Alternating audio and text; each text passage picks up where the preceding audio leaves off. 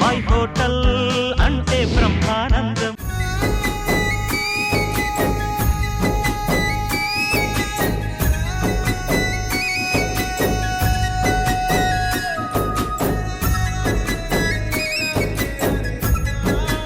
ETV అభిరుచి ప్రేక్షకులకు బాబాయ్ హోటల్ తరఫున ఉగాది శుభాకాంక్షలు. పండగ అంటే గెస్ట్, మరి గెస్ట్ ఎంట్రీ నువ్వు చెప్తావా నన్ను చెప్పమంటావా? ఏ ఉగాది పేరు ఏంటి అన్నది అడగాలి ఫస్ట్. ఉగాది ఉగాది అంటే అర్థం ఏంటి? ఉగాది అంటే హాలిడే ఇస్తారు నేను కాబట్టి. చెప్తాను ఉండు. ఉగా అంటే నక్షత్ర గమనం, ఉగాది అంటే ఆది. ఎప్పుడైతే నక్షత్ర గమనం స్టార్ట్ అయిందో యుగాది అన్నమాట. యుగం ఎప్పుడైతే మొదలైందో అది ఉగాది అని అర్థం. ఉగాది అంటే ద్వయం అనే అర్థం ఉంది. నాకు మాత్రం ఉగాది అంటే గుర్తొచ్చేది చైత్ర శుద్ధ పాడ్యమి నాడు తెలుగు వారికి వచ్చే ఉగాది. ఈ సంవత్సరం విశ్వావసు నామ సంవత్సర ఉగాది. ఉగాది రోజు పంచాంగం శ్రవణం చేస్తారు. పంచాంగ శ్రవణం ఎందుకు చేస్తారు? గ్రహశాంతులు ఏ ఉన్నాయో, ఏ నక్షత్రాల వాళ్ళకి ఏ గ్రహశాంతి చేసుకుంటే బాగుంటుందో, జీవితం సుఖవంతంగా సాగుతుందో, అందుకని పంచాంగం చెప్పించుకుని సదరు శాంతి చేసుకుని సుఖంగా బతకడానికి మొట్టమొదటి రోజే పంచాంగ శ్రవణం ఉంటుంది. అది గది ఉగాది అంటే. ఉగాది నాడు ఇద్దరమే కాకుండా ఒక గెస్ట్ ఉండాలి. ఆ గెస్ట్ నువ్వు పిలుస్తావా నన్ను పిలువమంటావా? మనం పిలుద్దాంలే. అసలు గెస్ట్ గురించి ఒక 4 ముక్కలు చెప్పుకోవాలి. నువ్వేమైనా ప్రిపేర్ అయినావా? కాగితంలో రాసుకున్నాను. కాగితమా? చాలా కాగితాలు రాసుకుని చింపి మామూలుగా కుర్రాడు లవ్ లెటర్స్ ఒక 30-40 రాసి చింపి చివరికి ఒకటి రాసి అది ఇవ్వడానికి భయపడి జీవితకాలం జేబులోనే పెట్టుకున్న వాళ్ళని చాలా మందిని నేను చూశాను. 30-40 పేజీలు లవ్ లెటర్ రాస్తారు. ధైర్యం చాలదు. మా జనరేషన్ లో సంగతి చెప్తున్నాం. అవునవును, పిల్లి పెళ్ళైన కొత్తలో బట్టలు తోటప్పుడు బాగా దొరికినాయటగా. దొరికినాయి. తర్వాత మాకు దొరికాము. సరే అవన్నీ వదిలేలి. అది ఎప్పుడో 40 ఏళ్ల క్రితం సంగతి. మొత్తానికి చాలా కాగితాలు రాశాను, ప్రిపేర్ అయ్యాను. లాభం లేదు. చివరికి ల్యాప్టాప్ లో టైప్ చేశాను. ల్యాప్టాప్? ఎస్. టైపింగ్ వచ్చా నీకు? ఎస్. తెలుగులో అంటే ఇంగ్లీష్ లో టైప్ చేస్తే తెలుగులో వచ్చేస్తుంది చూడు. ఇట్లా మనం టైప్ చేసేస్తే తెలుగులో టక్ వచ్చేస్తుంటది. మన గెస్ట్ అనకాపల్లి జిల్లా గొల్లనగుండలో పుట్టాడు. ఆయనకి పాపం గమ్యం తెలుసట, కానీ దారి తెలియదు. నీకు నీ గమ్యం తెలుసా? నాకు నా గమ్యం తెలియదు, నాకు దారి తెలియదు. నాకు తెలుసు. ఇక ఇట్లా పోయి ఇట్లా లెఫ్ట్ తీసుకొని జర అట్లా ముంగట్టుకొని మరి షర్ట్ వస్తుంది. ఆ పక్క పంటకి పోతే మన ఇల్లు. సరే, మన గెస్ట్ గిరిశంకర్ ప్రైమ్ టైంలో ఈటీవీలో వచ్చే సీరియల్ ఏది? 7 o'clock ఝాన్సీ సీరియల్లో పెద్ద క్యారెక్టర్ వరప్రసాద్. ఓ వరప్రసాద్ గారా? ఆయనకి లైఫ్ లో నిజ జీవితంలో గమ్యం తెలుసు కానీ తావ తెలియదు. అనకాపల్లి జిల్లా నుంచి హైదరాబాద్ వచ్చి పలు హాస్పిటల్స్ లో పనిచేశారు. అక్కడ అనేక రకాల రోగుల్ని చూశారు. ఆయన గుండె మాత్రం నిత్యం యాక్టింగ్ పెర్ఫార్మెన్స్ అని కొట్టుకునేదట. కానీ ఎలాగెళ్ళాలో తెలీదు. అనుకోకుండా చాలా అందగాడు అతను, చాలా స్మార్ట్. మన సుమన్ లాగా తెలుసు, నేను చూసిన సీరియల్. నాకు కూడా చెప్పనిస్తావు? నువ్వు చెప్తా. శోభన్ బాబు లాగా, కృష్ణరాజు లాగా చాలా స్మార్ట్ గా ఉంటాడు. హాస్పిటల్లో ఎవరో ఒక డైరెక్టర్ గారు చూసి యూ లుక్ వెరీ స్మార్ట్ అని తీసుకెళ్లి ఒక యాడ్ ఫిల్మ్ లో అవకాశం ఇచ్చారు. ఆ యాడ్ ఫిల్మ్ చూసి ఒక సీరియల్ వాళ్ళు అవకాశం ఇచ్చారు. ఆ తర్వాత ఈటీవీ వాళ్ళు అవకాశం ఇచ్చారు. ఇంకా ఆయన వెళ్ళిపోతా ఉన్నాడు, గమ్యం వైపు సాగిపోతా ఉన్నాడు. ఇప్పుడు మన ఈటీవీకి వస్తున్నాడు, బాబాయ్ హోటల్ కి వస్తున్నాడు. గిరిశంకర్, వెల్కమ్. రండి సార్, రండి ప్లీజ్. ఎలా ఉన్నారు? వెల్కమ్. వరప్రసాద్ గారు నమస్కారం సార్. హాయ్ అబ్బాయి. బాబాయ్ నమస్తే. నమస్తే. ఈటీవీ అభిరుచి ప్రేక్షకులకు అందరికీ ఉగాది శుభాకాంక్షలు. మా బాబాయ్ హోటల్ టీం నుంచి, మా బాబాయ్ గారి తరపు నుంచి, అలాగే మా అబ్బాయి తరపు నుంచి ఈ ఉగాది సంవత్సరం నుంచి మీకు అంతా మంచి జరగాలని నేను మనస్ఫూర్తిగా మా బాబాయ్ హోటల్ టీం నుంచి కోరుకుంటున్నా. ఈరోజు మా బాబాయ్ అబ్బాయితో కాసేపు మీ అందరు ముందుగా ముచ్చట్లు చెప్పాలని ఇక్కడ రెడీగా ఉన్నా. వెల్కమ్.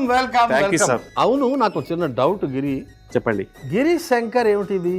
మామూలుగా కృష్ణుడు కొండని ఇట్లా పట్టుకున్నాడు, గిరిని ధరించాడు కాబట్టి గిరిధారి అంటారు. శంకరుడు కైలాస పర్వతాల్లో ఉంటాడు, అది నాకు తెలుసు. గిరిశంకర్ నేను ఎప్పుడు వినలేదు. ఏమిటి ఆ కాంబినేషన్? ఏమిటి? గిరి అంటే కొండ, అంటే 7 కొండల వాడు వెంకటేశ్వర స్వామి.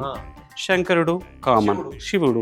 సో మా తాతగారు పెట్టారు పేరు గిరిశంకర్ అని. నేను కూడా అప్పుడప్పుడు అడుగుతుంటా. చాలా మంది శివకేశవ భేదం లేకుండా శివుడు విష్ణువు భేదం లేదు అని చెప్పడానికి గిరి శంకర్ అనమాట. శివకేశవ భేదం లేకుండా. ఇలాంటివన్నీ మీకే తెలుసా?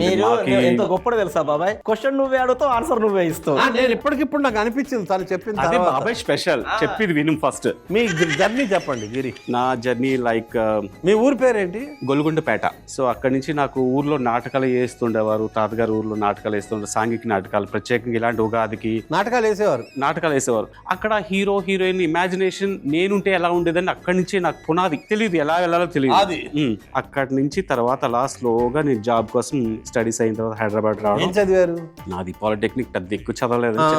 సో హైదరాబాద్ వచ్చి ఇక్కడ మెడికల్ ఫీల్డ్ లో ఒక అడ్మినిస్ట్రేషన్ లో పలు కార్పొరేట్ హాస్పిటల్స్ లో వర్క్ చేశా. సో ఆ టైంలో నాకు ఒక డైరెక్టర్ గారు నాకు చూసి మా దాంట్లో ఒక చిన్న వేషం ఉంది చేస్తారా అని నాకు అవకాశం ఇచ్చారు. ఆ యాడ్ ఫిల్మ్ చూసిన తర్వాత నాకు ఒక ప్రముఖ ఛానల్ నుంచి అవకాశం వచ్చి డే 1 నుంచి టిల్ ఎండ్ వరకు ప్రాజెక్ట్ చేశా. మీ యాడ్ ఫిల్మ్ డైరెక్టర్ నాకు కూడా వేషం ఇచ్చారు. నాకు కూడా ఇచ్చారు, నేను ఎప్పుడు మర్చిపోనండి. Thank you director sir. నేను మీ ద్వారా నేను ఇప్పుడు అంచెలంచెలుగా ఎదుగుతున్నా. మీరే నాకు ఒక వే చూపించారు, నాకు గమ్యం తెలుసు కానీ ఒక వే మీరే చూపించారు sir. Thank you so much. ఈ సందర్భంగా మనం ఉగాది అంటే పచ్చడి అంటే షడ్రుచులు, తీపి, పులుపు, వగరు, చేదు, ఉప్పు, కారం ఇవన్నీ ఉంటాయి. ఒక చేదు అనుభవం నువ్వు చెప్తావా, మీరు చెప్తారా? నాకే ఇస్తావని ఒక చేదు అనుభవం ఒకటి. కీడంచి మేలెంచమన్నారు కాబట్టి నీ దగ్గర ఉద్యోగంలో జాయిన్ అవ్వడం అంత మాట అదే నాకున్న చేదు అనుభవం, నా ఒకరు అనుభవం. ఆ వగరు అంటే మరీ అంత చేదు కాదు. వగరు అన్నది వేరు, వగరు రుచి వేరు. నా సొంత డబ్బులతో కొనుక్కున్న బట్టలు, ఏ పండక్కి బట్టలు పెట్టలేడు, ఇప్పటికి జీతం బట్టలు. ఇప్పుడు ఉగాది పండుగ వచ్చింది కదా, ఈ సంవత్సరం అంతా నీకు మంచి జరగాలని బాబాయ్ ఒకసారి కాళ్ళు మొక్కు. పెద్ద ఆయన కాళ్ళు లాగేస్తాడు. సరే, ఇలాగ చాలా విషయాలు మనం మాట్లాడదాం కానీ ఈ లోపల ఒక మంచి వంటకం చేసుకుందాం. ఉగాది సందర్భంగా మనం చేసుకోబోయే వంటకం అరటి పండు కొబ్బరి కుడుములు.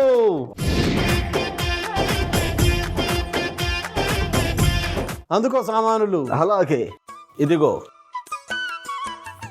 ఆవిరి పాత్ర, అది ఇప్పుడే వద్దు, ఇది ఇస్తా.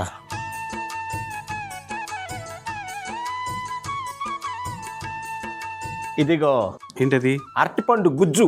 బాబాయ్ కొంచెం నాకు కుటుంబం అంటే గుర్తొచ్చింది. ప్రోగ్రామ్కి వచ్చిన తర్వాత నాకు చిన్ననాటి జ్ఞాపకాలు ఒకసారి నెమరు వేసుకుంటున్నా. మా అమ్మమ్మ ఊరిపిండి కుడియాలు పెట్టి అందులో బెల్లం పాకం వేసి ఇట్లా స్పూన్ ఇస్తే జామ్ అని తినేసేవాడిని. ఎనీహో మళ్ళా ఒకసారి మీ బాబాయ్ హోటల్ కి వచ్చిన తర్వాత నాకు చిన్ననాటి జ్ఞాపకాలన్నీ ఒకసారి నెమరు వేస్తున్నారు. థ్యాంక్స్ టు బాబాయ్ హోటల్ వన్స్ అగైన్. చిన్నప్పటి వంటకాలు కూడా చేసి చూపిస్తాడు మా బాబాయ్. ఇప్పుడు అరటిపండు కొబ్బరి కుడుములు ఏం బాబాయ్ ఎప్పుడు వినలేదు, కొత్తగా ఉంది. బ్రహ్మాండం. వెయ్యి అరటిపండు గుజ్జు వెయ్యి. ఇది మరగక ముందే వెళ్ళనా? వేసా, పర్లేదు ఏం కదా. వేసుకో.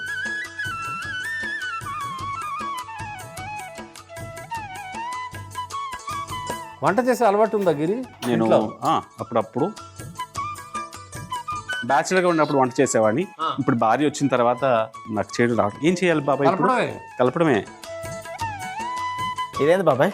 బియ్య పిండి మరుగుతున్న దాంట్లో బాగా చిదివిన అరటిపండు గుజ్జు, మంచినీళ్ళు, మెల్లగా వరిపిండి కొంచెం వేస్తూ కలుపుతూ పండి ఒక ఉండలాగా రావాలి.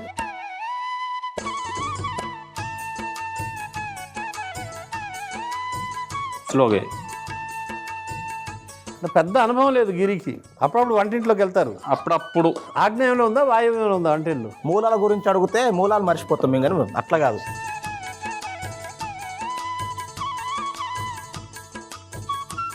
బాబాయ్ ఇంకా వెళ్ళనా? సరిపోతుందా? కొంచెం సరిపోద్ది. అది బేస్ వస్తుంది అనమాట మనకి. ఇది పట్టుకొని కలపండి ఇలా.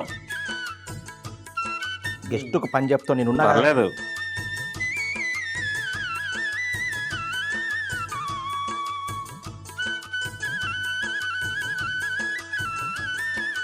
ఇక బెల్లం తర్వాత అటు పిమ్మట కొబ్బరి కోరు, కొబ్బరి పొడి, యాలకుల పొడి, మంచి సువాసన. పొయ్యి కట్టేసి బాగా కలపండి. బాగా కలపండి. అబ్బాయి పెళ్ళయిందా నీకు? స్టిల్ బ్యాచులరా? సిగ్గుపడుతున్నావు? కొంచెం సంబంధాలు అవి వస్తున్నాయా? గిరి, మీ జీవితంలో వీడు కలిపి ముద్ద చేస్తుంటాడు. ఇది చాలా టైం పడుతుంది. ఈ లోపల బాబాయ్ షడ్రుచుల్లో 6 రుచులు ఉన్నాయి కదా. తీపి, పులుపు, వగరు, చేదు, ఉప్పు, కారం. షడ్రుచులు. మీరు ఒక రుచి ఏమైనా మధురం, తీపి, చేదు అనుభవం వీడు చెప్పాడు. పాపం ఒక మధురానుభూతి. సరే, ఈ లోపు నేను ఉండాలి చేయమంటావా? చెయ్యి. మీరు టచ్ చేయండి సార్. పళ్ళని తీసుకో, పొయ్యి మీద పెట్టే పొయ్యి వెలిగించాయి. మీరు వెలిగించండి. నేను వెలిగిస్తాను. కానిచ్చండి. ఒక మధురమైన అనుభూతి. నాకు ప్రతిరోజు ఒక మధురమైన అనుభూతి. అదే నేను ఇందాక చెప్తున్నాను, చాలా మంది మనుషులు ఈశ్వరం అంటూ బతుకుతా ఉంటారు. కొంతమంది పుట్టుకతోనే వృద్ధులు అని శ్రీశ్రీ కూడా చెప్పాడు. ఎప్పుడు ఏడుస్తూ ఉంటారు, ఏంది నా జీవితం ఇలా కాలిపోయింది అని. వాళ్ళకి ఉన్న పాజిటివ్ విషయాలు చెప్పరు, నెగటివే ఆలోచిస్తారు ఎక్కువ మంది. మీరు మాత్రం చాలా డైలీ మధురమైన జీవితం అంటే ఇంత పాజిటివ్ యాటిట్యూడ్ ఉన్నవాళ్ళు చాలా తక్కువ ఉంటారు. ఒక మంచి అనుభూతిని పంచుకోండి. అంటే నాకు ఈ సెటప్, బాబాయ్, అబ్బాయి, ఈ ఉండ్రాలు ఇవన్నీ చూస్తూ ఉంటే నాకు చిన్ననాటి జ్ఞాపకాలు ఎక్కువ వస్తున్నాయి నాకు. సో నాకు ఈ టీవీ రాత్రి 7 గంటలకు చూసేవాళ్ళం. అప్పట్లో మంచాలు వేసుకొని ఆరు బయట టీవీ చూసేవాళ్ళం. పక్కింట్లోకి వెళ్ళి కూడా టీవీ చూసే రోజులు. ఆ టైంలో ఈ టీవీ ఉషా కిరణాలు ఇలాంటివి వచ్చినప్పుడు నేను ఇమాజినేషన్ చేసుకుని, ఇందాక చెప్పాను కదా నాకు గమ్యం తెలుసు కానీ రూట్ తెలియదు.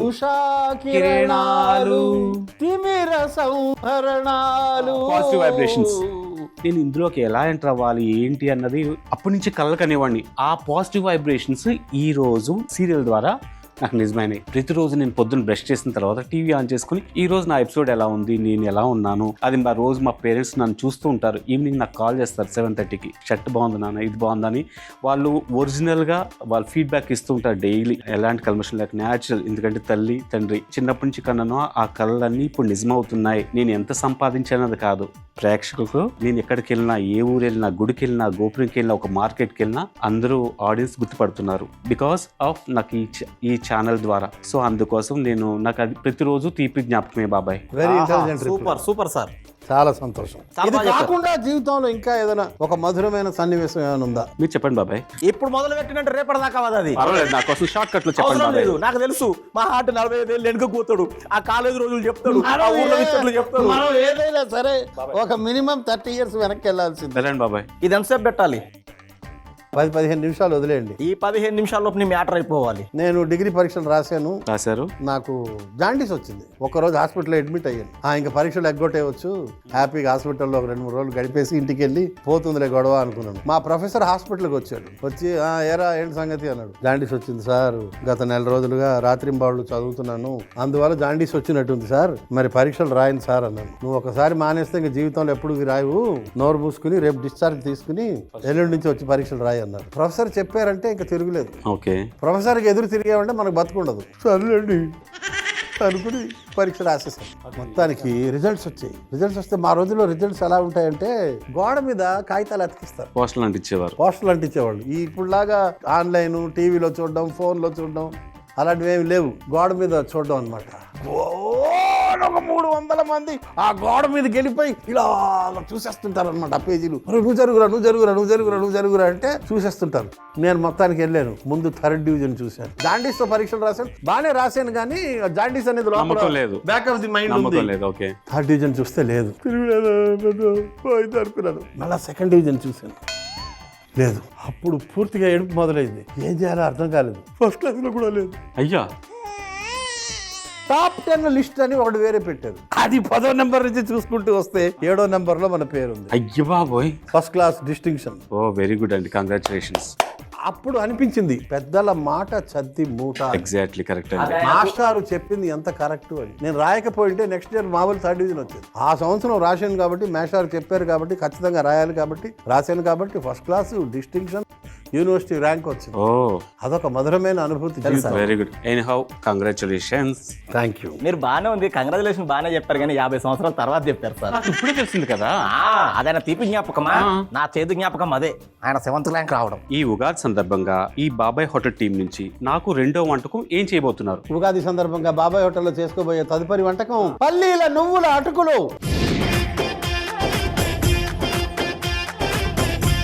మామూలుగా అటుకులు అన్నది దేంతో చేస్తారు? వరి ధాన్యం నుంచే చేస్తారు అటుకులు, కానీ ఇవి గోధుమలతో చేసిన అటుకులు.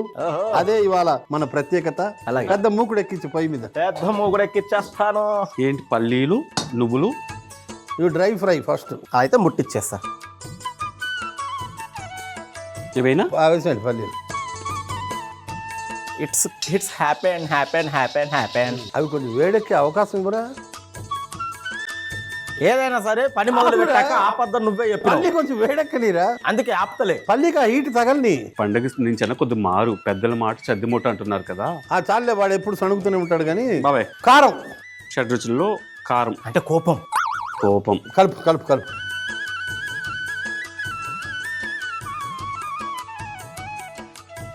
నా అనుభవం కొద్దిగా టైం తీసుకొని చెప్తా. అబ్బాయి చెప్పేశాడు కాబట్టి తన అనుభవం. మీది పులుపు గురించి ఏదన్నా ఒక చిన్న అనుభవం. ఒకసారి ఏమైందంటే ఇద్దరు ఆడపిల్లలు ఉండేవాళ్ళు క్లాసులో.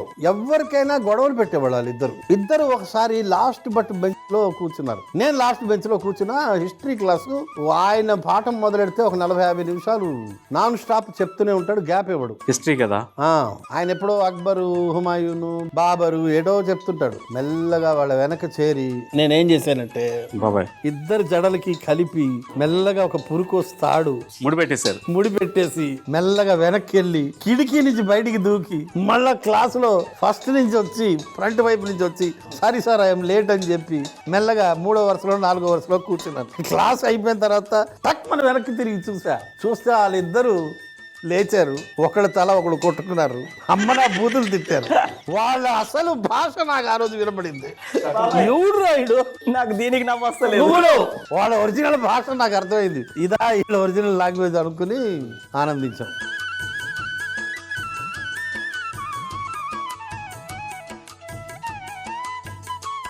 7 చెంచాల నూనె.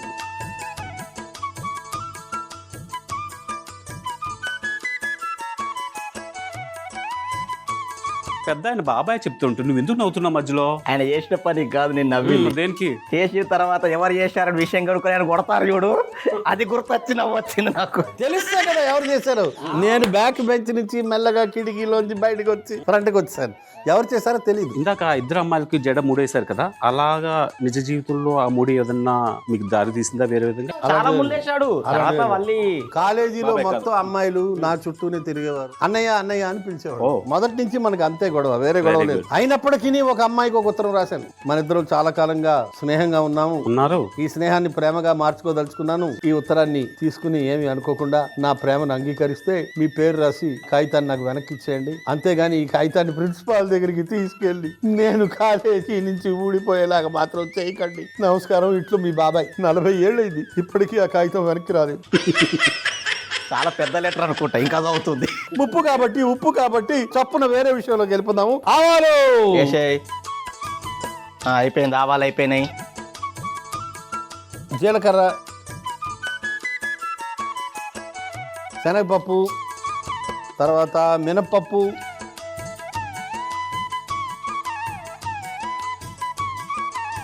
బాబాయ్ తాలింపు మంచి గుమగుమలాడుతుంది. అవును, తాలింపు కరెక్ట్గా ఉంటేనే వంట కరెక్ట్గా ఉంటుంది. కరెక్ట్. కరివేపాకు వేయండి, ఎగురుతుంది, జాగ్రత్తగా వేయండి. ఎండుమిరపకాయలు, పచ్చిమిరపకాయలు,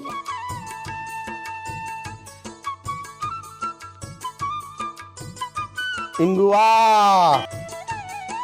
వేసేయండి. ఏం కాదు, వేయండి, మొత్తం వేసేయండి. Okay done. చాలా బాబాయ్, చాలు.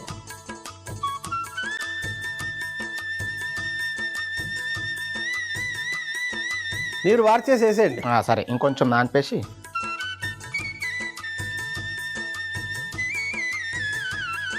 వేసేయండి అబ్బాయి.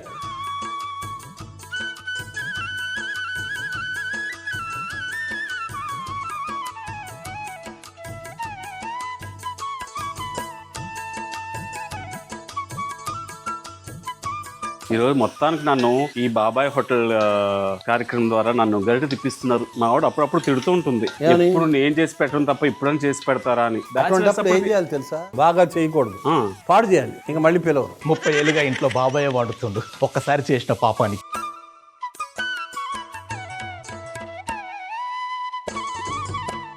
ఉప్పు అందుకోండి. ఎంత వేయాలి? 1.5.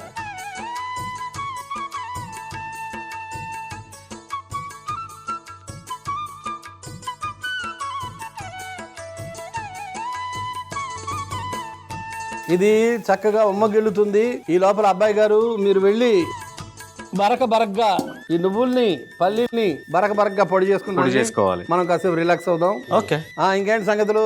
చెప్పాలి బాబాయ్, చెప్పాలి. మీరు వెళ్ళండి. వెళ్ళొస్తా. Take a break. బరకగా కొట్టుకొని వచ్చాను. ఈ లోపు మీరు నా గురించి ఏమైనా మాట్లాడుకున్నారా? నాకు తెలుసు, నా గురించే చెప్తాడు చాడీలని. ఆ మూత తీసి పొడి వేయండి.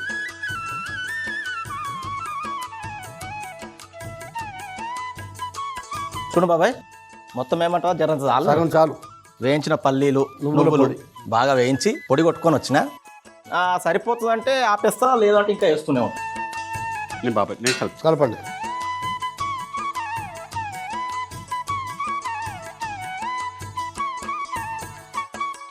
అరిటాకు పరిచిన పింగాణి పాత్ర అందుకో. ఇది ఆఫ్ చేయాలా వద్దా? ఆఫ్ చేసేస్తానుగా. ఆఫ్ చేసే. చెక్క పాత్ర వేసాయి అబ్బాయి. ఇలా తీసి ఇలా వేసేయడమే. విస్తరాకు పరిచిన చెక్క పాత్రలోకి పల్లీలు నువ్వుల అటుకులు. కార్యక్రమం పూర్తయింది ఈ విధంగా. అలాగే పక్కన పెట్టండి. అరటిపండు కొబ్బరి కుడుములు. ఆఫ్ చేయాలా? రెండు మంచి సాంప్రదాయకమైన వంటలు బాబాయ్. పటకారతో అరిటాకు పరిచిన పింగాణి పాత్రలోకి మార్చండి. మామూలుగా మనిషి జీవితంలో కష్టాలు ఉంటాయి, సుఖాలు ఉంటాయి, ఎత్తులు ఉంటాయి, పల్లాలు ఉంటాయి, కుట్రలు ఉంటాయి, కుతంత్రాలు ఉంటాయి. మంచివాళ్ళు కూడా ఉంటారు, అబ్బాయి లాంటి మంచివాళ్ళు కూడా ఉంటారు. బంగారు కొండవాడు. దీనికి ప్రతీకగా మనం ఉగాది పండగ రోజు ఉగాది పచ్చడి చేసుకుంటాం. అవును. ఇటు రండి ఒకసారి, అది పట్టుకుని. నెయ్యి వాడితేనే పండగకి పరిపూర్ణత. మన ఆహారంలో కొంచెం నెయ్యి తగిలిందంటే ఆ రోజు పండగ అని అర్థం. సో కాస్త నెయ్యి వేసేస్తే అదొక సంతృప్తి. 2 వంటలు సిద్ధం. అరటిపండు కొబ్బరి కుడుములు ఎలా తయారు చేశారు? అరటిపండు కొబ్బరి కుడుములు ఎలా తయారు చేశానంటే, ముందుగా గిన్నె పెట్టి కొన్ని నీళ్లు పోసుకొని అందులోనే అరటిపండు గుజ్జు కూడా వేసి బాగా మరిగించి అందులోనే వరిపిండి, బెల్లం కూడా వేసి తురిమిన పచ్చి కొబ్బరి, ఎండు కొబ్బరి పొడి, యాలకుల పొడి కూడా వేసి బాగా కలుపుకొని ఉండలుగా చేసుకొని ఆవిరి పాత్రలో పెట్టి 10 నిమిషాలు ఆవిరి పట్టించి ఒక ప్లేట్ లోకి తీసుకొని పైనుంచి నెయ్యి వేసుకుంటే అరటిపండు కొబ్బరి కుడుములు రెడీ. పల్లీల నువ్వుల అటుకులు ఎలా తయారు చేశారు? పల్లీల నువ్వుల అటుకులు ఎలా తయారు చేశానంటే, ముందుగా మూకుడు పెట్టి పల్లీలు నువ్వులు వేసి వేయించి పొడి చేసుకుని అదే మూకుడులో నూనె వేసి వేడెక్కిన తర్వాత ఆవాలు, జీలకర్ర, శనగపప్పు, మినప్పప్పు, కరివేపాకు, ఎండుమిరపకాయలు, పచ్చిమిరపకాయలు, ఇంగువ వేసి తాలింపు చేసుకుని పక్కన పెట్టుకోవాలి. ఇప్పుడు గోధుమ అటుకులలో నీళ్లు పోసి కాసేపు నానిన తర్వాత ఆ అటుకులని ముందుగా తయారు చేసుకున్న తాలింపులో వేసి ఉప్పు వేసి 10 నిమిషాలు బుమ్మగిల్లనివ్వాలి. తర్వాత మనం ముందుగా తయారు చేసుకున్న పల్లీల నువ్వుల పొడిని కూడా వేసి బాగా కలుపుకొని ఒక ప్లేట్ లోకి తీసుకుంటే పల్లీల నువ్వుల అటుకులు రెడీ. భగవంతుడికి నైవేద్యం సమర్పించి ఉగాది కార్యక్రమాన్ని ఇప్పుడు ముగిస్తాం. బాబాయ్ అబ్బాయి, ఈ ఉగాది పూట ఈటీవీ అభిరుచి ప్రేక్షకులందరికీ ఈ బాబాయ్ హోటల్ వేదికగా ప్రేక్షకులందరినీ నేను కలుసుకున్నందుకు ఐఎమ్ సో హ్యాపీ. సంతోషం. ధన్యవాదాలు. మీకు కూడా ఉగాది శుభాకాంక్షలు బాబాయ్. అబ్బాయి, బాబాయ్ చెప్పినట్టు విను, నీకు కూడా ఉగాది శుభాకాంక్షలు. Okay sir. విశ్వావసు నామ సంవత్సర ఈ ఉగాది సందర్భంగా ఈటీవీ అభిరుచి ప్రేక్షకులకు మా బాబాయ్ హోటల్ తరఫున మీ అందరికీ మరొకసారి ఉగాది శుభాకాంక్షలు.